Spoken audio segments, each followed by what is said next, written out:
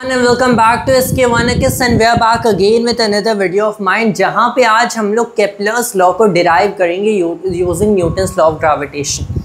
Now the thing is कि actual में ये एक रिवर्स प्रोसीजर है क्योंकि न्यूटन ने अपना लॉ ऑफ ग्रेविटेशन डिस्कवर किया था केपलर्स लॉ के using. So first of all a brief introduction. The thing is कि पहले जो हमारे मॉडल्स थे planetary orbits की, there was Copernicus. Before Copernicus, Aristotle and Ptolemy की जो theories थी वो widely accepted थी, and then Copernicus comes along and उन्होंने बताया कि this is not quite accurate. जो हमारा अर्थ है वो यूनिवर्स का सेंटर नहीं है as it was being told by Ptolemy and Aristotle. And the planets and the sun don't orbit the earth, which is the center of the universe in the model as told by Ptolemy and Aristotle. तो Copernicus ने अपना model दिया and यहाँ पे उन्होंने बताया कि कैसे प्लैनेट्स इंक्लूडिंग अर्थ सन के अराउंड ऑर्बिट करते हैं। And Copernicus gave that model but it didn't get accepted widely. क्यों? क्योंकि उसमें भी इनएक्यूरेसीज थी, वो कंप्लीट मॉडल नहीं था। एक जो उसमें फॉल्ट थी वो थी कि ये जो ऑर्बिट्स होते हैं ये सर्कुलर होते हैं। एंड द थिंग इसकी जब प्रेडिक्शंस जब बेसिकली इस चीज़ को लेके प्रेडिक्शंस किए गए कि कौन सा प्लैनेट कहाँ पे फाउंड हो सकता है after this period of time अगर ऑर्बिट सर्कुलर होंगे, एंड ऑब्जर्वेशंस वर मेड। जो हमारी ऑब्जर्वेशंस थी वो predictions according to this model नहीं मैच हो रहे थे। So this model was discarded. फिर आते हैं हमारे जोहानस केपलर एंड केपलर ने हमें बताया कि ये जो ऑर्बिट्स हैं वो सर्कुलर नहीं है। केपलर ने 3 लॉज दिए। पहला जो लॉ था उन्होंने बताया कि ये ऑर्बिट्स सर्कुलर नहीं है बल्कि इलिप्टिकल हैं एंड इस इलिप्स की एक फोकस पे हमारा सन है। जो सेकंड उन्होंने लॉ दिया, उन्होंने एरियाज़ के बारे में बात की एंड उन्होंने बताया कि जो एरिया कोई भी प्लैनेट, अगर आपने एक प्लैनेट से सन तक एक मान लो लाइन ड्रॉ किया, से एन इनविजिबल लाइन, तो ये जो लाइन जितना एरिया किसी भी गिवन टाइम में स्वीप करेगा, किसी दूसरे रीजन में भी किसी दूसरे पॉइंट से किसी दूसरे पॉइंट तक भी उतने टाइम में उतना ही एरिया स्वीप करेगा। मतलब एरिया वेलोसिटी, एरियल वेलोसिटी जो है वो कांस्टेंट रहती है। जो उन्होंने तीसरा लॉ दिया, उन्होंने कहा कि जो time period which is the total time किसी भी प्लैनेट को सन के अराउंड जाने में लगेगा, उसका स्क्वायर हमारा प्रोपोर्शनल होता है to the cube of the semi major axis. And these were the 3 laws. And in 3 laws के बेसिस पे न्यूटन ने अपना लॉ ऑफ ग्रेविटेशन डिस्कवर किया। सो यह केपलर के 3 लॉज, केपलर ने हमें 3 लॉज दिए एंड यहाँ से न्यूटन ने अपना लॉ ऑफ ग्रेविटेशन डिस्कवर किया एंड उन्होंने ये जनरलाइज कर दिया कि ये जो हमारे पास प्लैनेटरी ऑर्बिट्स हैं, यहाँ पे जो फोर्सेस हैं which are being acted on the planets by the sun, वही फोर्सेस हैं जो कि अर्थ पे भी ऑब्जेक्ट्स पे लगते हैं, जो कि ऑब्जेक्ट्स को अट्रैक्ट करते हैं। इन दैट कोई भी ऑब्जेक्ट जब से एक एप्पल पेड़ से टूटता है, so it falls down and is the same force as the force जो कि हमारी मून को अर्थ के अराउंड एंड अर्थ को सन के अराउंड ऑर्बिट में रख रहा है। अब एक चीज़ let's be very clear with it कि केपलर ने अपने लॉस को डिराइव नहीं किया था mathematically, he didn't mathematically derive them, rather उन्होंने ऑब्जर्वेशंस देखे अपने टीचर के, ही वाज टाइको ब्रा, एंड टाइको ब्रा ने जो ऑब्जर्वेशंस किए थे ऑफ दीज प्लैनेटरी ऑर्बिट्स, उन ऑब्जर्वेशंस के बेसिस पे केपलर ने 3 बेसिकली चीज़ों को ऑब्जर्व किया, 3 लॉज एट वर्क उन्होंने देखा, इंड्यूस किया and that was it. And उसके बेसिस पे उन्होंने अपने 3 लॉज दिए। तो ये 3 लॉज ओरिजिनली ऑब्जर्वेशन से आते हैं। तो अगर हिस्टोरिकली देखा जाए the correct way to do this should be, आपने 3 लॉज फॉर ग्रांटेड ले लिया एंड देन इससे आपने न्यूटन के लॉ ऑफ ग्रेविटेशन को डिराइव किया, which would be quite an interesting thing, but we are not here to do that in the inductive way. Rather हमें Kepler's law को देखना है। Let's just study Kepler's law and let's just see कि कैसे Newton का जो law of gravitation है that basically implies Kepler's law. तो हम लोग rather reverse procedure, which I really don't like to do things this way. but we are nevertheless going to follow the reverse procedure. We are taking Newton's law of gravitation and वहाँ से हम लोग Kepler के 3 laws को derive करेंगे. So पहला जो हमारा लॉ है केपलर का, कि ये जो ऑर्बिट्स होते हैं these are not circular, these are elliptical. Now why would the orbits be elliptical?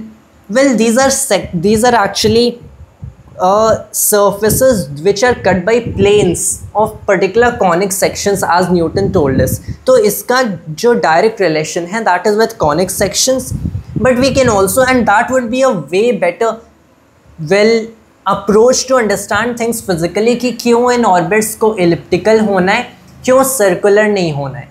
But then again we are here to do things mathematically, so let's just prove कि Newton's law of gravitation के हिसाब से ये जो orbits होंगे circular नहीं elliptical होंगे. So what do we have here? We have any planet and well it orbits around the sun. यहाँ पे आपके पास sun है, there is a certain distance, ये आप distance r कह लो. All right, now you have this distance and हम लोग कोई एंगल थीटा भी कंसिडर कर सकते हैं क्योंकि we are going to use polar coordinates here. अगर आप टोटल एनर्जी देख लो किसी भी प्लैनेट, इस प्लैनेट जो कि मूव कर रहे हैं, वी आर अस्यूमिंग कि सन नहीं मूव करेगा because it is that heavy, उतना acceleration due to Newton's law of gravity won't bring any much of an impact on sun. तो यहाँ पे जो टोटल मोशन होगा, प्लैनेट का मास स्मॉल एम है, सन का मास बिग एम है. सो द टोटल मोशन की वजह से इतनी ही काइनेटिक एनर्जी आएगी. इसमें से सब्ट्रैक्ट, इसमें ऐड कर दो अपनी ग्रेविटेशनल पोटेंशियल एनर्जी, जो कि न्यूटन के लॉ, ग्रेविटेशनल लॉ के हिसाब से इतनी होनी चाहिए -gm/r. Right, that should B it. अब एक चीज़ अगर आप जानते हो कि कैसे हम कार्टेशियन कोऑर्डिनेट्स को पोलर कोऑर्डिनेट्स में कन्वर्ट करते हैं, तो आपको ये पता होगा कि जो स्क्वायर ऑफ स्पीड हो जाएगी ये हो जानी चाहिए r डॉट स्क्वायर प्लस में r square theta dot square. Why this way? Well r dot basically क्या है, is how fast along this line, क्योंकि ये बॉडी मूव कर रही है. अब ये जब बॉडी मूव करिए, वेल आप क्या कर सकते हो, ऐसे दो पार्ट में इस वेलोसिटी को के दो कंपोनेंट्स कर सकते हो. एक तो एक्स वाई कंपोनेंट कर दोगे क्योंकि जेड डायरेक्शन में कोई मोशन कंसिडर किया ही नहीं जा रहे, हम लोग वो प्लेन कंसिडर कर रहे हैं जिसमें जेड डायरेक्शन में कोई मोशन नहीं हो रही है. सो यू कैन ऑलवेज से कि ये बॉडी अभी यहाँ पे वाई डायरेक्शन में नीचे मूव करेगी एंड मान लो एक्स डायरेक्शन में अभी आगे मूव करेगी. So this is what's happening. So this kind of orbit would be followed. Another thing that we could always consider here कि ये बॉडी r के along कितना आगे जाती है या फिर पीछे जाती है एंड ये एंगल कितना कवर करती है. So those would be use of polar coordinates जो कि कंसिडर किया जा रहे. तो r के along वेल आगे जाएगी पीछे जाएगी. So you have r dot का मतलब, let me clarify, I'm using Newton's notation for it. r dot का मतलब dr over d theta. Anything dot मतलब उसका टाइम डेरिवेटिव, डबल डॉट मतलब सेकेंड टाइम डेरिवेटिव. सो इस बॉडी की अगर मैंने एक्स वाई कॉम्पोनेंट में इसकी स्पीड को, वेलोसिटी को ब्रेक किया होता तो आपको पता चलता कि v square is v x square plus v y square. Right, तो x में कितना मूव करिए प्लस उसका स्क्वेयर प्लस y में कैसे मूव करिए उसका स्क्वेयर. यहाँ पे हम लोगों ने r एंड थीटा के टर्म्स में ब्रेक किया. तो वेल r के along it is basically r dot square. Theta you can't really directly add it with theta dot square, rather r square theta dot square, क्योंकि ये आपको पता है एंगुलर स्पीड होती है. It's like theta dot is D theta over D T. इसमें अगर आपने r मल्टीप्लाई किया दैट इज r ओमेगा. आपको पता है this is the velocity of a body जब ये सर्कल में मूव करता है. एंड सो चेंजिंग थीटा की वजह से जो वेलोसिटी है well that is square, plus में चेंजिंग r की वजह से that is square, that is the total speed square. Alright, so you can do it that way. तो यहाँ पे मैंने कर दिया that this is nothing but half. अब देखो मैं नेचुरल यूनिट्स का यूज़ करूँगा and what I am going to be saying is कि इस प्लैनेट का मास 1 है and the gravitational constant times the mass of sun is 1, just for the sake of simplicity. We can always do things that way. Well, units का है, we don't need units when we are working well natural units. So planet का मास 1 है, हम लोगों ने कोई ऐसा unit choose कर लिया जिसमें planet का मास 1 हो गया, nothing, 1 kilogram 1 gram nothing, just plain 1. And जो gravitational constant है टाइम्स में सन का मास है, that is also 1. So and this is not an assumption, this is, ये एक assumption भी नहीं है, this is a perfectly valid I would say statement कि आप you can always make that statement and you can proceed ahead with things. and जहाँ पे आपको पता चलता है कि आपको अब ज़रूरत है to put in all the numbers क्योंकि आपको different numbers substitute करने, you can always look at dimensions and उसके हिसाब से correct कर सकते हो. So माइनस में हो गया 1/r. So this is the total energy and obviously v का substitution करेंगे. So half r square r dot square plus r square theta dot square plus में यहाँ पे हाफ में मैं कर देता हूँ. So we have open the brackets, minus में 1/r. यहाँ से अब मैं क्या कर लेता हूँ that here we have 2 right here हो जाएगा, ये कैंसिल, यहाँ पे 2 हो जाएगा. So that we can take this term over here, मतलब r डॉट स्क्वेयर हो गया 2e माइनस 2/r, सॉरी यहाँ पे plus minus r square theta dot square.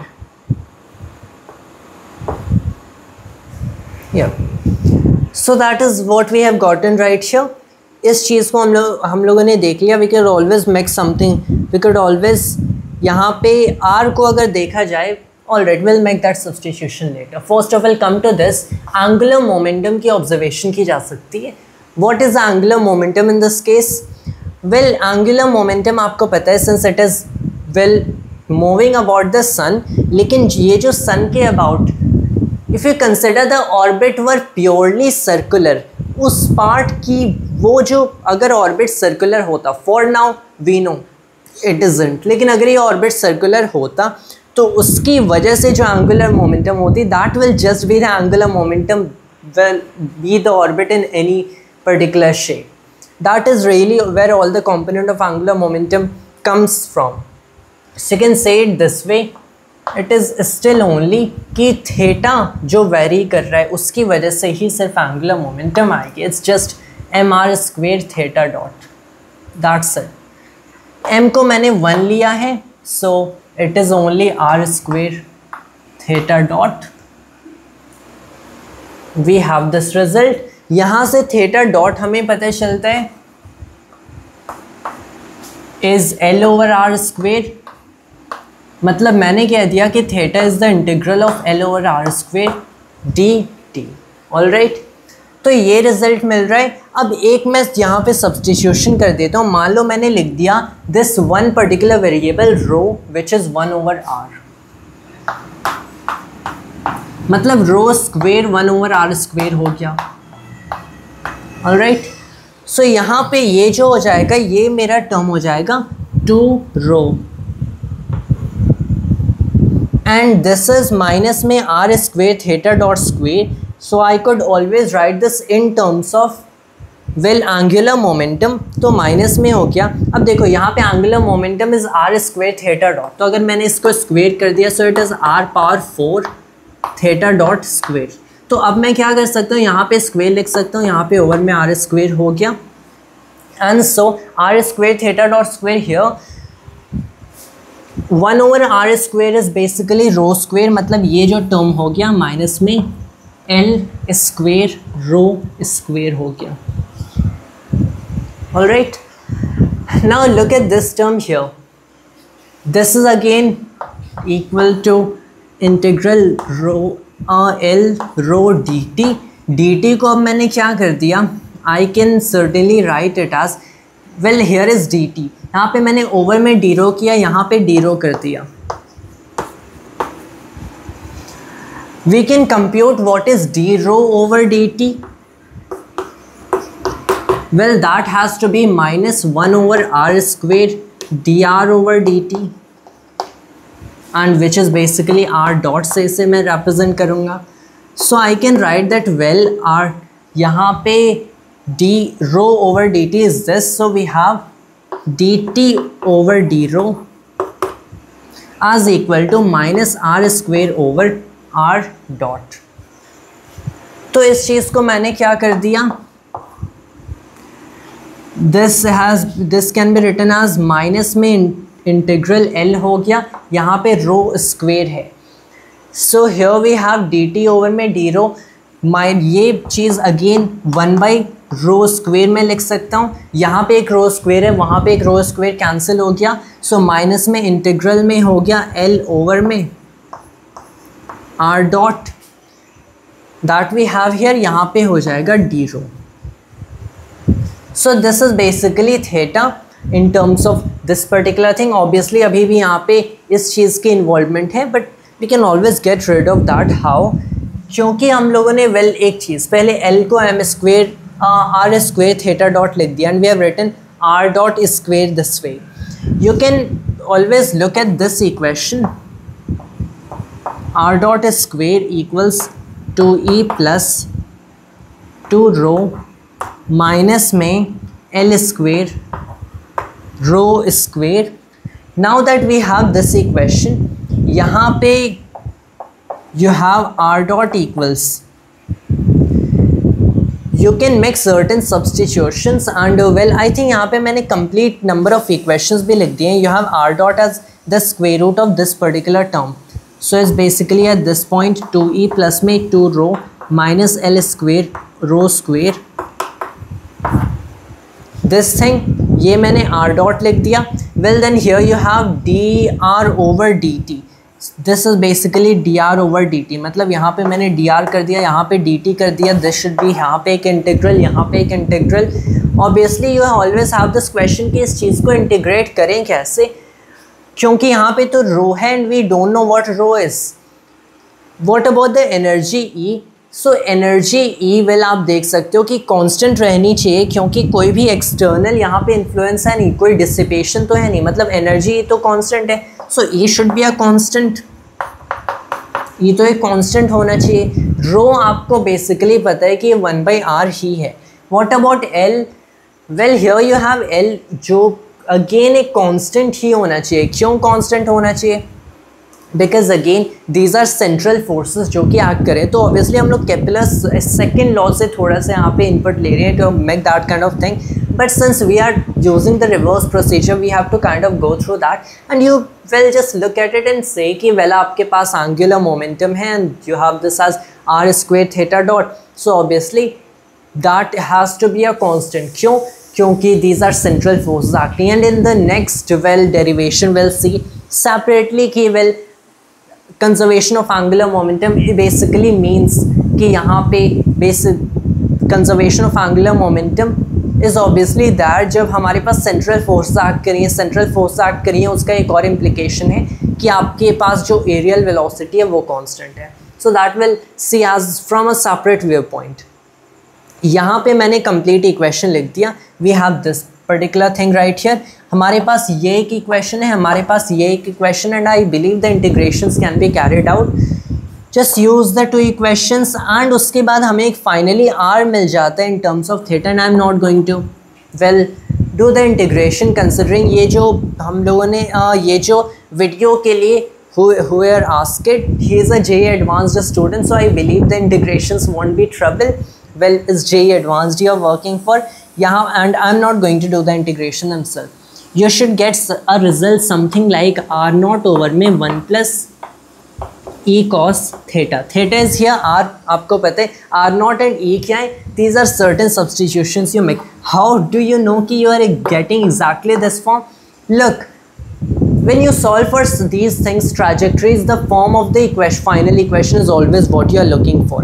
तो इसे जितना सिंप्लीफाई कर सकते हो you have to do that. And किसी भी कॉम्प्लिकेटेड मेस में अगर आपको ये चीज़ दिखती है, but you can get the slightest hint of कि ये क्वेश्चन मैंने कहीं देखा है, you try to make substitutions की अगर इस पूरे टर्म को मैंने r नॉट ले लिया एंड इस पूरे टर्म को मैंने e ले लिया, then I can write it in this manner. And ये एक इक्वेशन ऑफ इलिप्स है. So along the way you can make certain substitutions and eventually आपको इस फॉर्म का इक्वेशन मिलेगा. And doesn't matter कि क्या टर्म्स हैं, it's like अगर इक्वेशन इस फॉर्म का है तो ये एक एलिप्स का इक्वेशन है, तब ये जो आर आपका है, ये जो आपके पास ऑर्बिट्स हैं, ये एक एलिप्टिकल ऑर्बिट्स हैं. So eventually that we get this equation means कि आपकी जो ऑर्बिट है ellipse, and that is how you prove it. Granted I didn't actually carry out the integration, but that is only the mathematical part. What's the physics of it?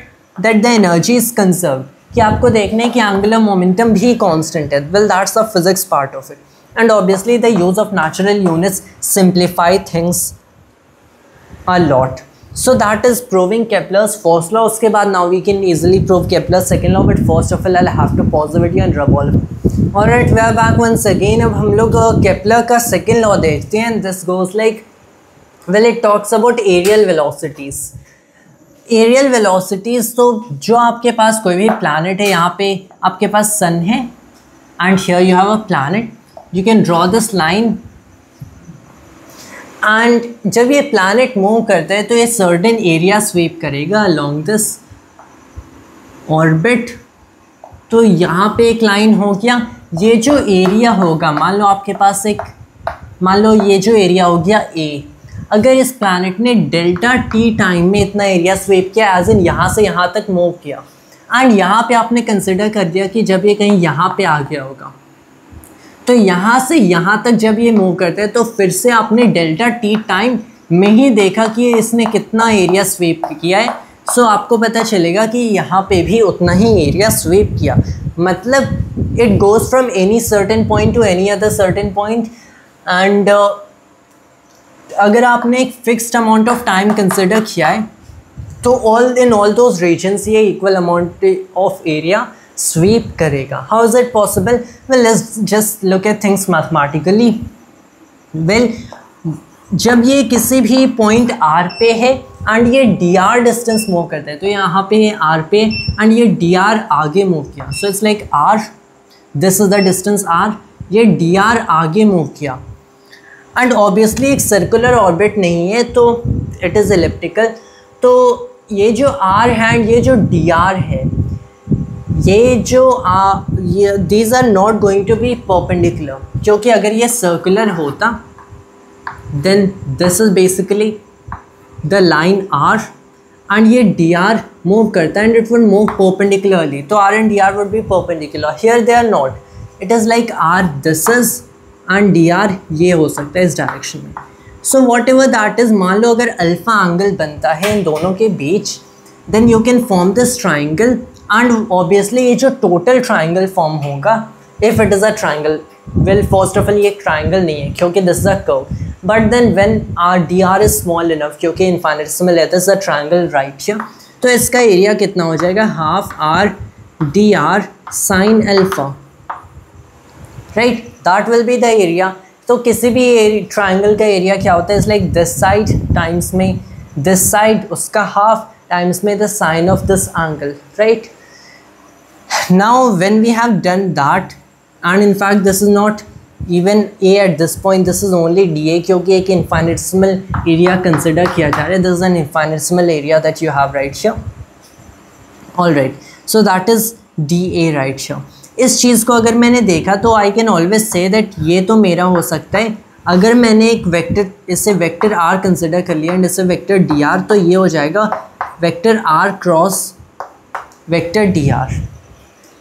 Alright, so if I consider this way, in this direction, ये obviously यहाँ पे extend करेंगे. ये जो angle देखेंगे, this is 100 minus 80, 180 minus alpha, sin of 180 minus alpha, sin alpha के equal होता है. So these two have to be equal.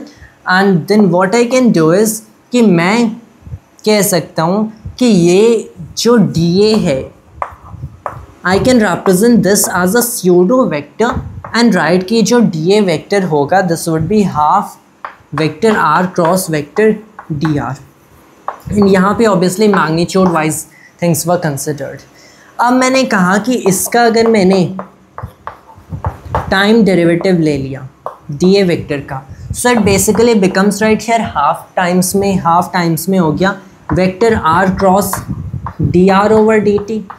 So we are kind of treating these things as fractions, which they obviously are not, but kind of works. तो are cross D R है, यहाँ पे over में D T हो गया, since it's basically product right here, D T हम लोगों ने यहाँ पे रख दिया. सो it is now vector v that you can consider right here, and vector v as a whole really. तो it is not just कि ये जो rotate करे उसका component या फिर arc change हो रहा है उसका component is dr over dt as a whole. So it's velocity as a whole. All right. So this is r dot, vector r dot, and it's vector r dot. Keep that in mind. Half vector r cross vector r dot. अब मैंने फिर से अगर इस चीज़ को differentiate कर दिया तो एरिया वेक्टर जो है इसका सेकंड डेरिवेटिव ले लिया. So the rate at which this thing changes, so वो क्या हो जाएगा, well that should be half. Now इस चीज़ का ऑब्वियसली डेरिवेटिव, तो प्रोडक्ट रूल यूज़ करें. पहला टर्म होगा वेक्टर r डॉट क्रॉस में वेक्टर r डॉट, प्लस में हो गया vector r cross vector r double dot. Since these are vector products we are considering here, किसी भी वेक्टर का ऑब्वियसली अपने से डॉट वेक्टर प्रोडक्ट तो ज़ीरो होता ही है. So this is zero right here, and this becomes half vector r cross vector r double dot. All right, what is this term now. अब देखो एक चीज़, if you look at this, कि जो हमारे पास वेक्टर r है, it's like it is from the sun to the planet.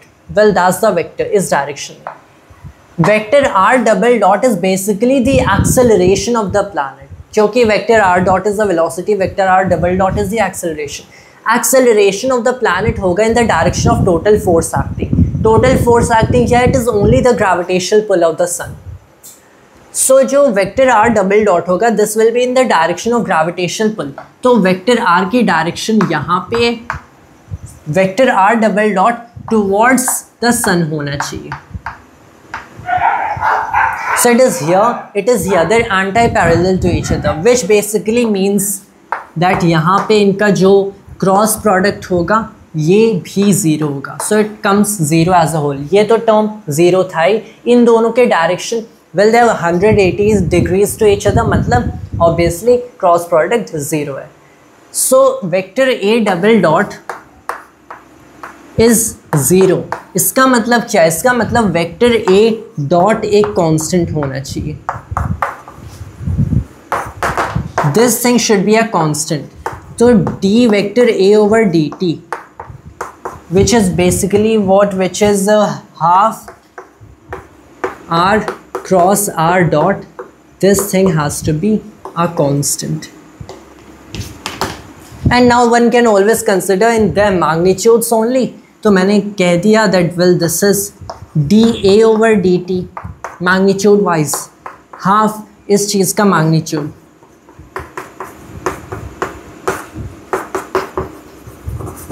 And there you have it, Kepler's second law.